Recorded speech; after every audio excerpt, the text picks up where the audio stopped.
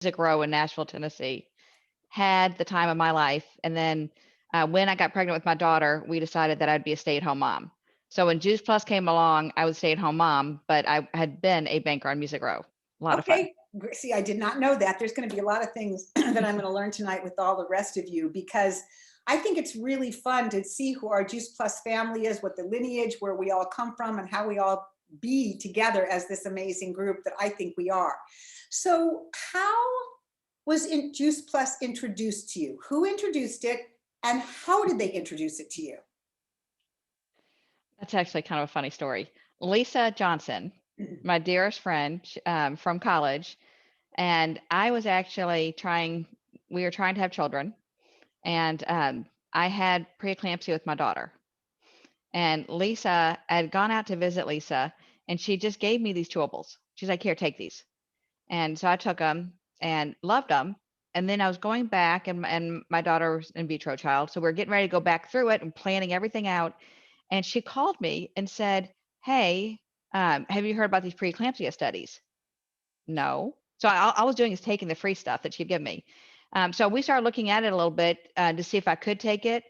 And then we were running out. So I called her and I said, hey, my parents have looked at the study. My dad's a surgeon, sister's dietitian, brother's surgeon. I'm like, we would like to get some of these for our family. And we're out for Sarah. And she didn't call me back. She didn't call me back. She didn't call me back like a week. That's not like her. And then she called me and she goes, hey, what's your social security number? So I gave it to her. And then she called, she goes, okay, you're a distributor for Juice Plus because with your family's orders, you've hit the first position. So I went ahead and signed you up and you're a distributor. And I'll never forget that night telling my husband, I said, oh, by the way, I kind of sort of accidentally started a business today. He goes, what are you doing? I go, those little gummy things we give Sarah, I now sell them. That's how it started. Had no earthly idea. He was mad at me for giving out my social security number. I'm like, it was Lisa, but she didn't tell me why. She asked me for it, signed me up in order to place the order. So you're an accidental Crazy. partner. I am. Perfect. I am. I love that. And so from there, you became this accidental partner. And then did you decide that you were going to treat this like a business, or you just kind of hobbied at it? What did your first beginnings look like? You know, I'm someone who I like to set goals. I like to hit goals. I'm a little competitive, lot competitive. And I never wanted to do this as a business. I really did not. But I kept taking the chewables to play groups. That's all I would do. And my daughter was so trained that every time we'd go to a play group, she'd come and put her hand out for the gummies.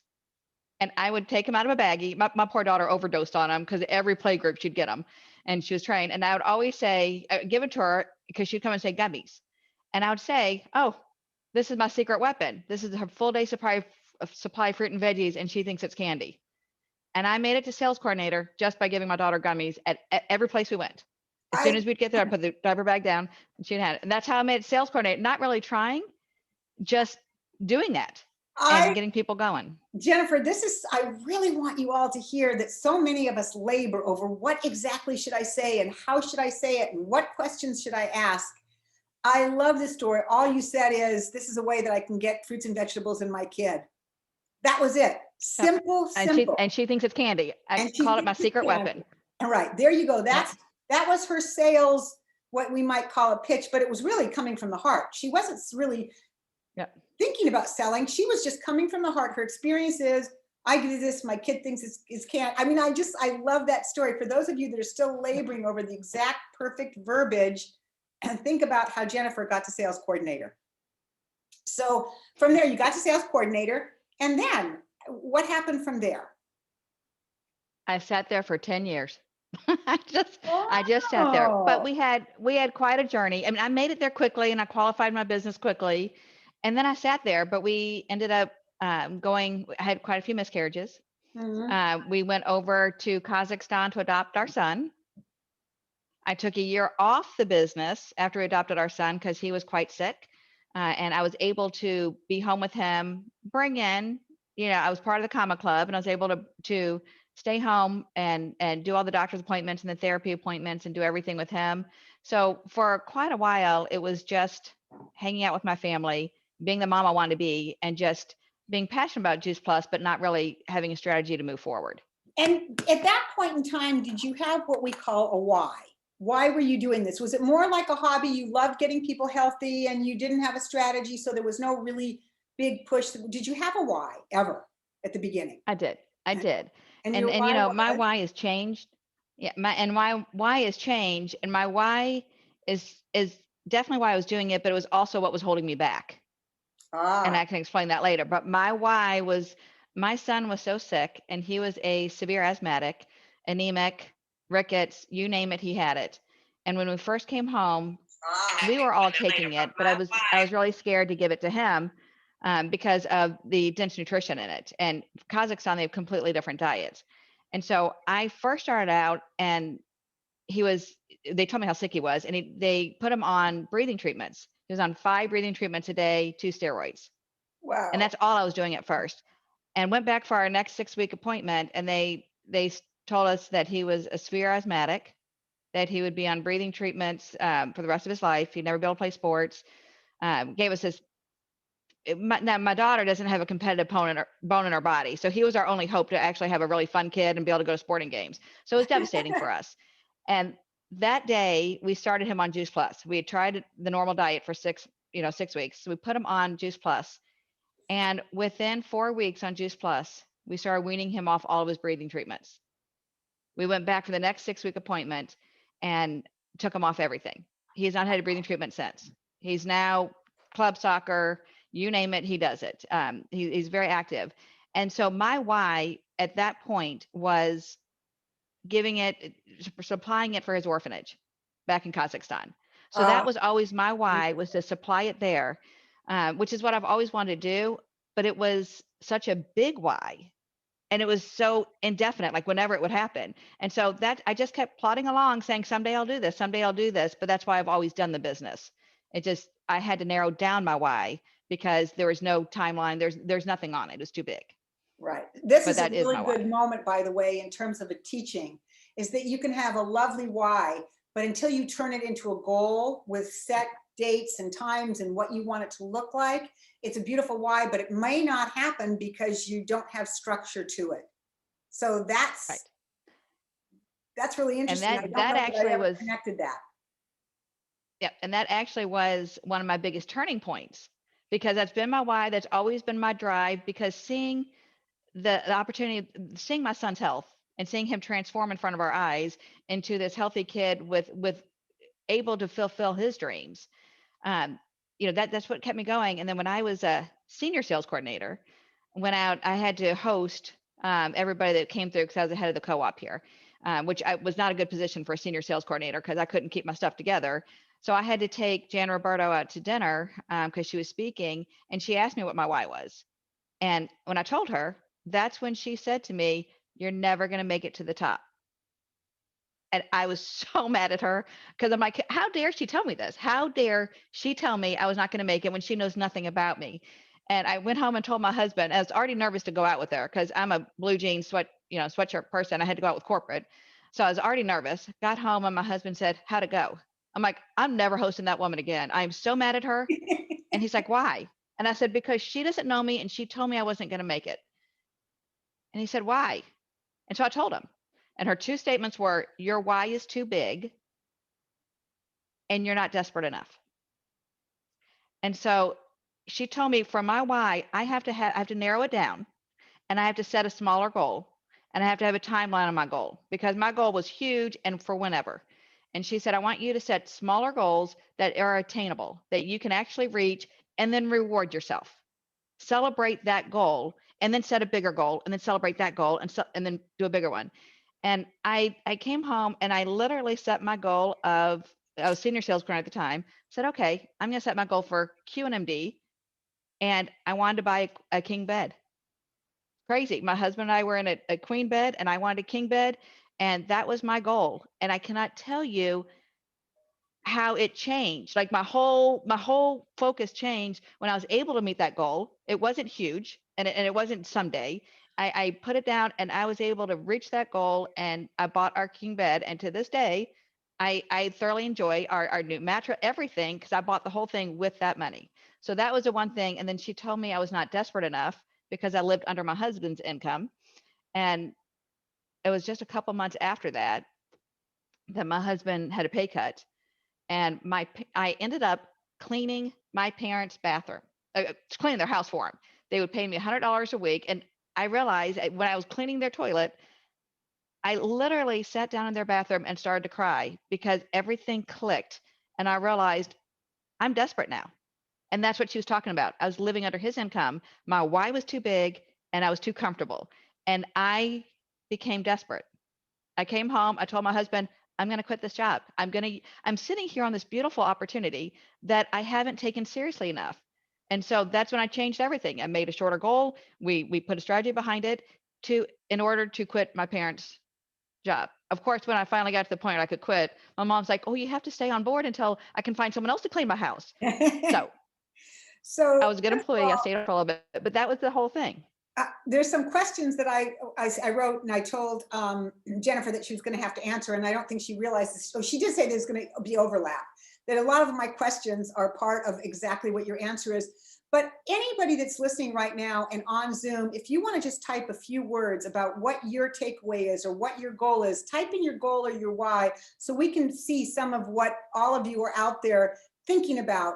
And that'll create some energy around what you want, the vision, because your vision shared with others becomes a much stronger vision. And so, Jennifer, actually, when that happened and you made that shift, so I loved it. I'm looking great. I'm looking for people. First goal is to buy a home. I'm looking extra retirement income in 6 years. I'm watching people write. I think that's really exciting to see. Want my own apartment. These are things that are attainable and doable, right, Jennifer? They're not quite Right. so huge. Absolutely. Great Not advice right. from Jan Roberto. But what, so then, okay, so you got more clear. I love the king size bed, by the way.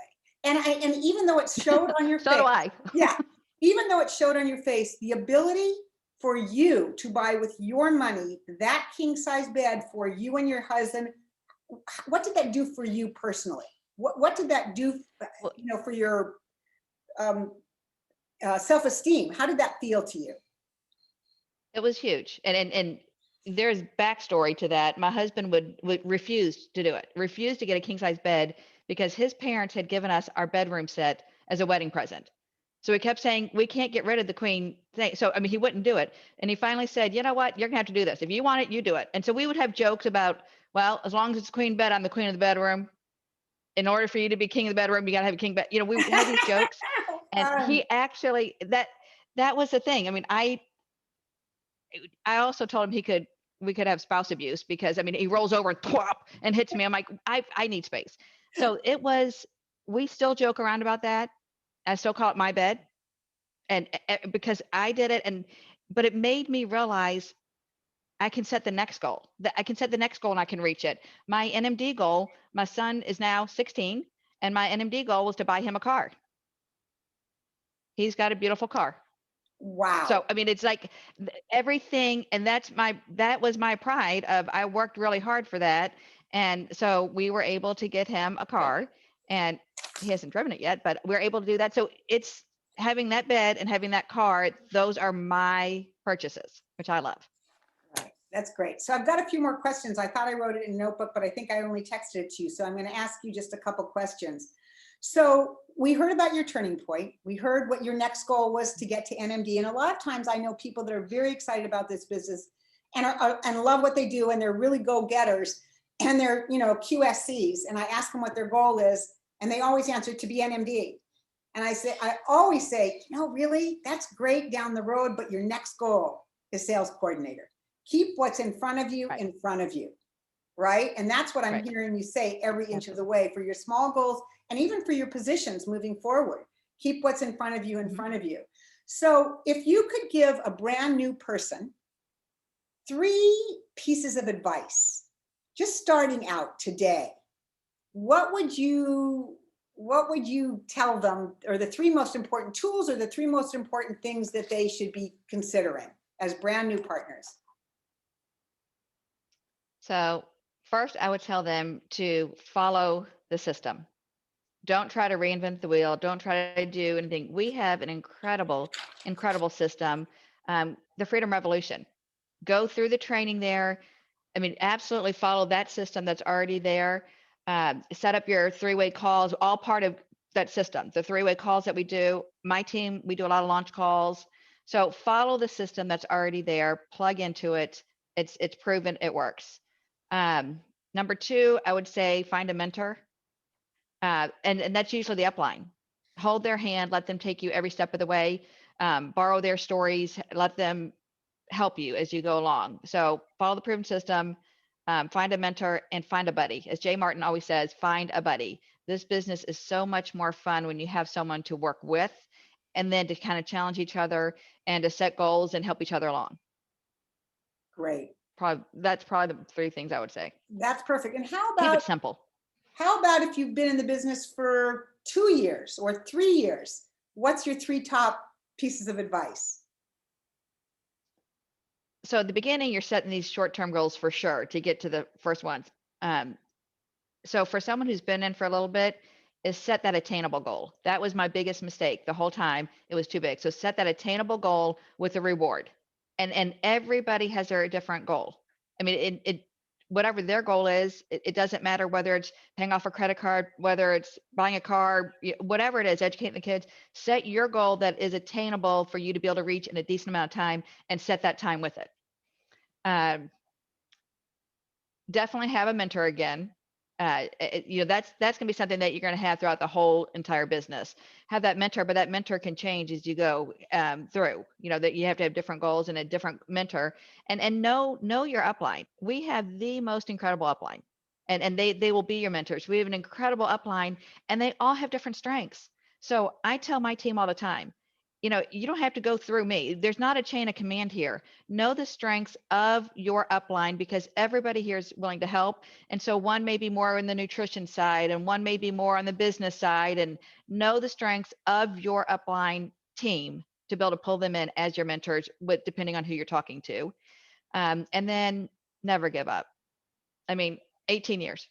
18 years it took me. Whatever it is, if your heart is in this and you're doing it because of your heart and you're doing it because of passion, don't ever lose that, because it's gonna come. I mean, this is not my timing.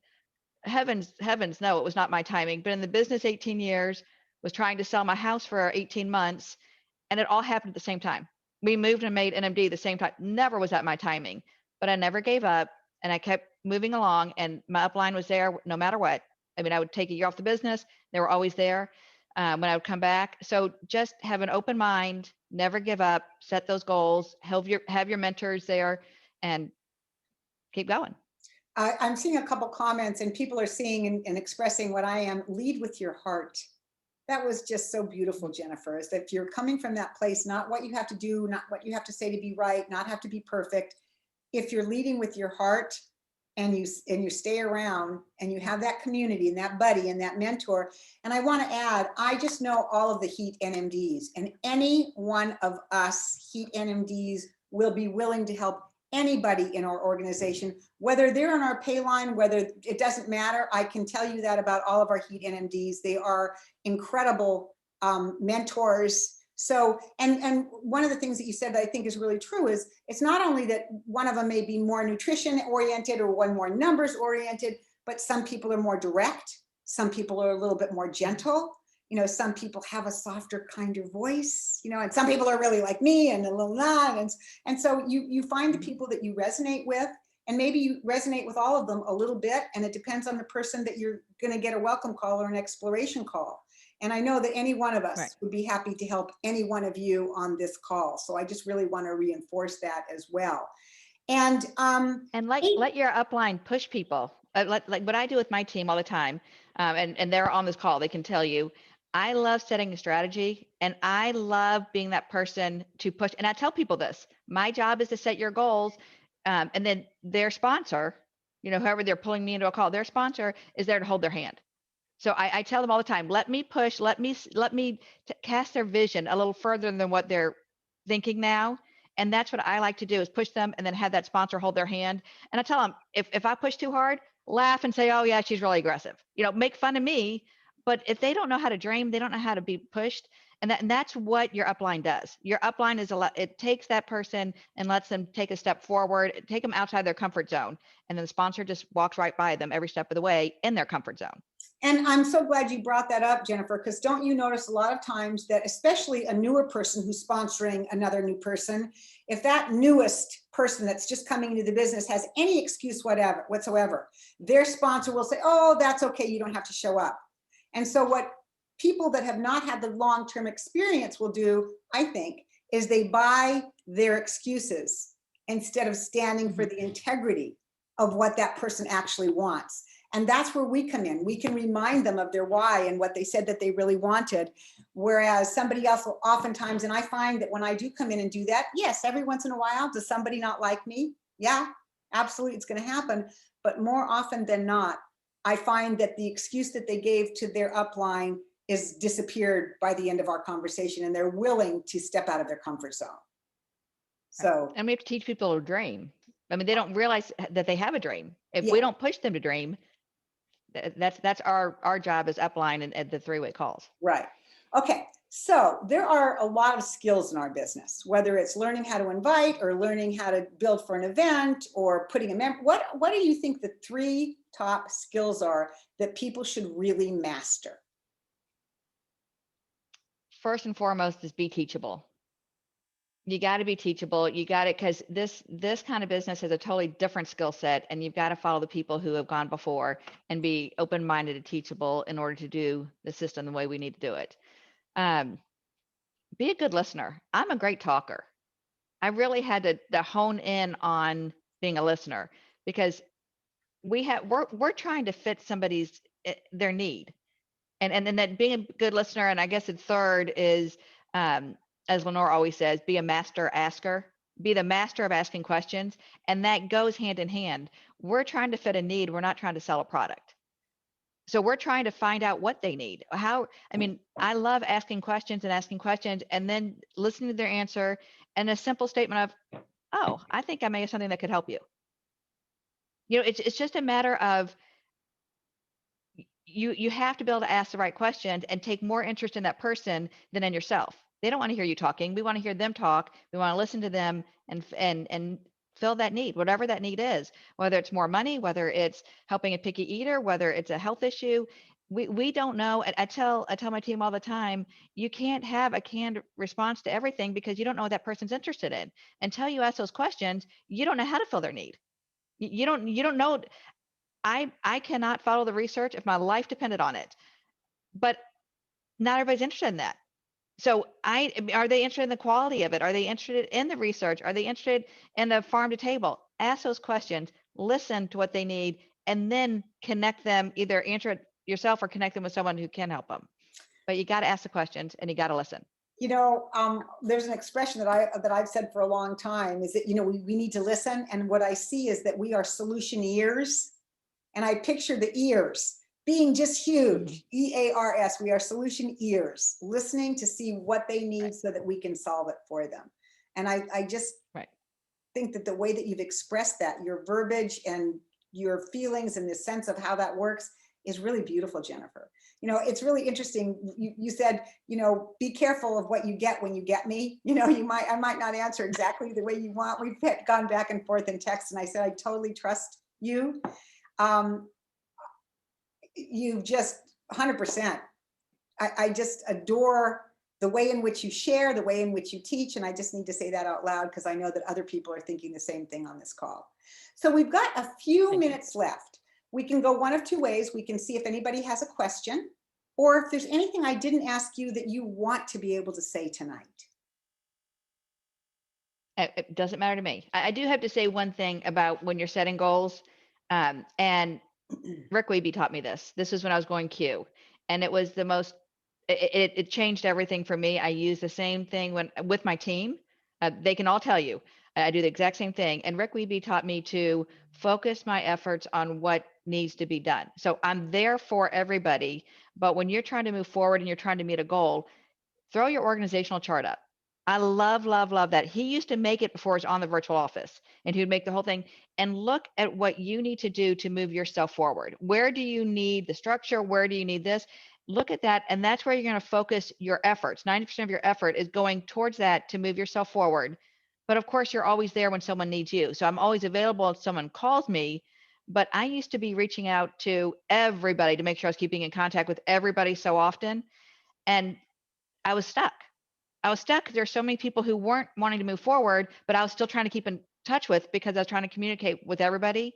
And that's where I said, no, focus your efforts on what's going to move you forward, Yeah. but then be available for anybody that needs you. And I've used that. And whenever anybody on my team is setting a goal, we always pull up their organizational chart and we look at what needs to be done and where they are on their chart and what lines are going to get them there. And that's where we focus and we target and we reach out to those people. And so that's one of the biggest piece of advice. And that's from Rick Weeby. And I'm forever grateful for that because it changed. I need strategy, and it changed my whole strategy to the business. Instead of being ignorance on fire, it was, okay, I need to do this. Great So that's advice. the only thing I wanted to cover, but I'll take any questions too. And so sweet of you to mention Rick. That's Tyra's husband that we lost several years ago. And he was just such a great part of our team. And I love that you brought that up and showed how he fit in and how he helped you. So thank you for that. Do we have any questions? Does somebody I have a have something question. Yes, who is that? It's Chris Cotton. Oh, hey, Chris Cotton. Hi, Jennifer. Hello. It's been fun getting to know you even better through all of this. And, I've always said for a long time, it's not what you get when you become a national marketing director, it's what you become in the process that's most exciting. And I see some really Absolutely. Whoops, we lost you, Chris. Chris, you're on. Yeah, there you are. What do you see that you've become in this process? Totally different person than I was at the beginning. And I think the most important thing that I found in myself is, it's hard. I've been able to balance more. I mean, my focus has always been my family, and being the mom I need to be, but they are also watching me and seeing my struggles over all these years. And I've found myself being more of a role model in the family because my husband is known to go off to work and brings home, that's his job, but I have to juggle everything. And my kids are always watching me. They're always watching. And I set up a health night. Nobody shows up, and I'm screaming at the end, pick up this, pick up that. And I realized they're watching every single thing I do. And so I've become more of a multitasker, but a role model to my kids because I hear them doing stuff. My son actually said, well, if mom actually made it, we can do anything, because it took me so long. And so it's like that. I never realized that I was just a mom trying to go to, to be there with my kids, but I've become a role model to them along the way. And that was my surprise. That was what I didn't expect. Trying to manage a business at home instead of my husband who gets to leave, and they don't see what he does. They see nothing, but they see me doing it, and they hear me talking to people, and they hear me doing all that. And so that was my biggest shock. And I've gained confidence. I've gained all that kind of stuff, but being a role model to my kids in a business way instead of just as a mom. Very awesome. Thank you. That was a great question. Thank you. Does anybody have one last question? I just want to say thank you, Jennifer, for everything you've done for us. We feel very fortunate and very blessed to have you as our upline here in Mexico, because you're always doing it with your heart. And well, that's why we are growing and we are learning each time more and more from you. So thank you for sharing this. And Sarah, don't we Thank owe you a congratulations? Didn't you become a sales coordinator during the opening of Mexico? A QSSC. A She's a QSSC in 4 months. Wow. In 4 months. I thought there was and something. the highest title in that. She's the highest level in Mexico.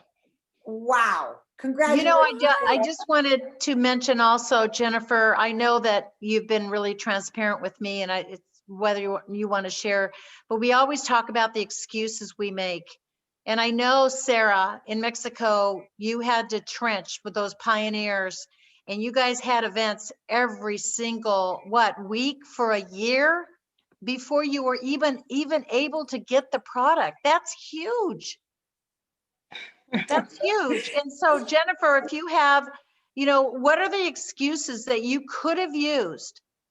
Because every one of us on this call have excuses we use, including us NMDs, of why we're not building as much as we can, sharing with more people. So Jennifer, I'd love for you to share some of the excuses if you're so willing to. Oh, I've had many excuses and have used many excuses. That's what took me so long. But you know what? There are excuses that matter and excuses that are excuses. I mean, I took a year off when we adopted, and that was an excuse, but that was my why has always been my family, and so you really have to take measure and what your excuse is. I've had many other excuses because I just simply couldn't multitask, and an excuse to one person is a reason to another, and you have to have grace with yourself on that, because some excuses may not be important to one person, but it's, I mean, there are many nights that I canceled, like that I pulled out of a health night just because my son had a really bad day at school, and seventh grade is a really hard time, and he came home crying every day, and he needed me as a mom, and so that was an excuse, but that's also the reason why I do what I do. So there are lots of excuses, but there are so many reasons not to have an excuse. So if your why is strong enough and your goals are strong enough and set in a way that you can reach them, then change that excuse into the why. Change any excuse you're using into the reason you're moving forward. Because everybody has excuses and everybody has a different perspective of their situation. And Carolyn can tell you, I've had excuses for everything. I mean, everything. So it's there, but that eventually got me to the top because it was my reason and my passion through those excuses that catapulted me forward. So we are at, I don't know if that answered your question at all.